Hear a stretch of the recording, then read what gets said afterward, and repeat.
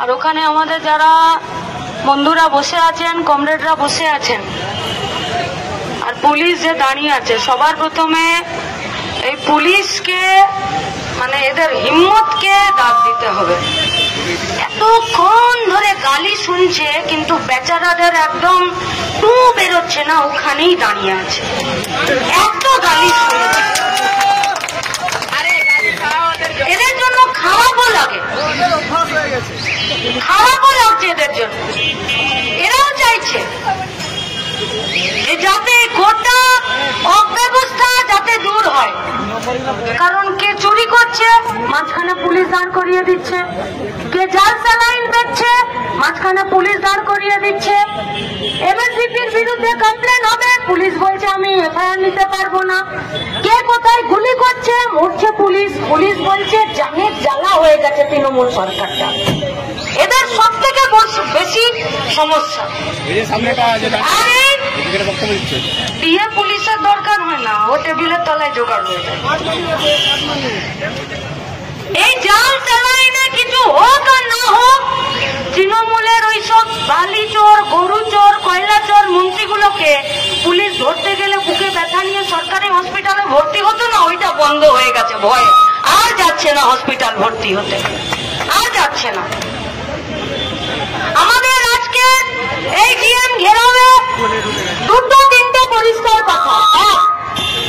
DM যদি না জানে যে কারা জাল স্যালাইন বানিয়ে জাল স্যালাইনে ভালো স্ট্যাম্প লাগিয়ে আর মেডিকেল কলেজে ওয়ার্ক অর্ডার দিয়ে আর সেখানে জাল স্যালাইনে জাল ওষুধের সাপ্লাই হয়ে গেল, তাহলে এই ডিএম এর কাছে পদত্যাগ চাইতে মানুষের যাওয়া উচিত নয়, ওর নিজের চেয়ার ছেড়ে দেওয়া উচিত, ওর নিজের চেয়ার ছেড়ে দেওয়া উচিত। একটা মা মরে গেল, একটা বাচ্চা মরে গেল, আর পশ্চিমবঙ্গে ক্যাম্পেইন হচ্ছে যে বাংলা নিজের মেয়েকেই চাই। বাংলার নিজের মেয়ের রাজত্বে আমাদের বাংলার মেয়েগুলো সব লাশ কাটা ঘরে, কেউ ধর্ষিতা হয়ে যাওয়ার পরে আর কেউ জাল স্যালাইনে মরে যাবার পরে। এখন তো হয়ে যাওয়া বাচ্চাগুলো পর্যন্ত মরে যাচ্ছে এই সরকারের প্রশাসনিক অপদার্থতার জন্য।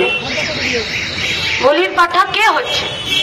আজ এখানে বসে আছে সবাই, একজন যুব এসে কাঁদতে কাঁদতে চিৎকার করে বলছে যে আজকে 11 সাল থেকে বসে আছি, একটা পর্যন্ত চাকরি পাইনি।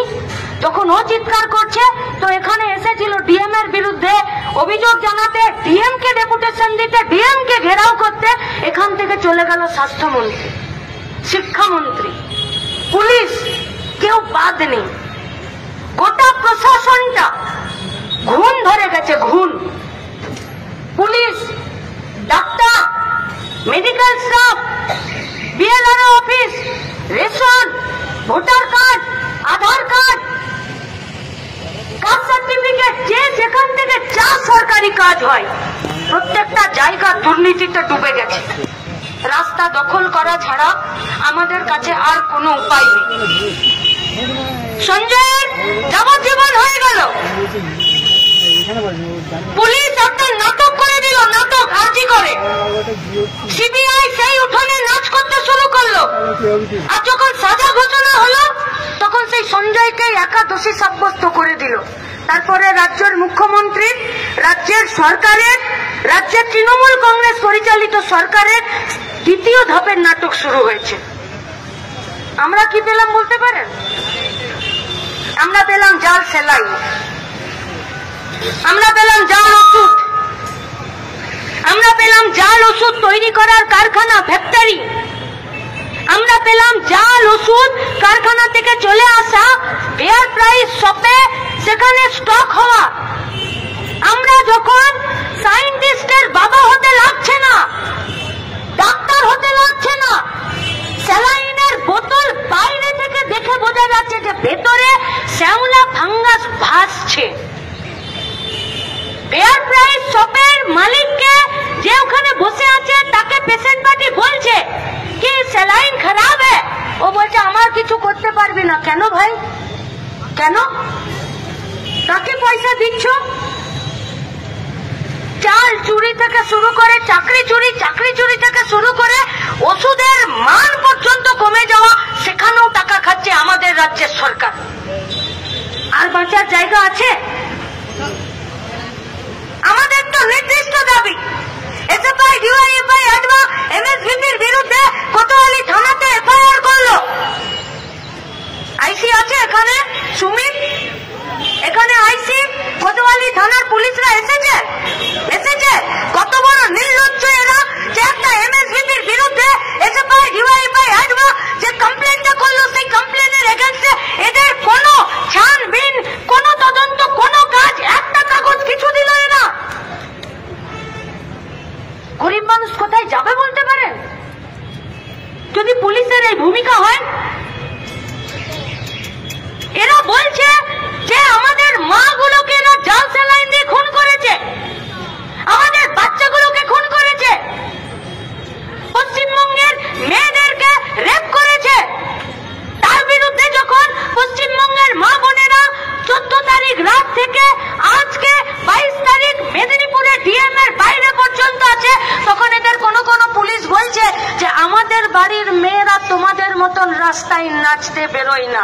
আমরা আশা করছি যতদিন আমরা রাস্তায় থাকবো আপনাদের বাড়ির মেয়েরা সুরক্ষিত থাকবে, তাদেরকে আন্দোলনে আমরা নামতে দেব না। পুলিশকে গালি দিলে ওনাদের খুব খারাপ লাগে, আমাদেরও খারাপ লাগে। আমাদের কাছে খাকি পোশাকটা, আপনাদের উর্দিটা আমাদের কাছে সুরক্ষার পরিচয়, যে ওরা আছে তার মানে আমরা সেফ আছি।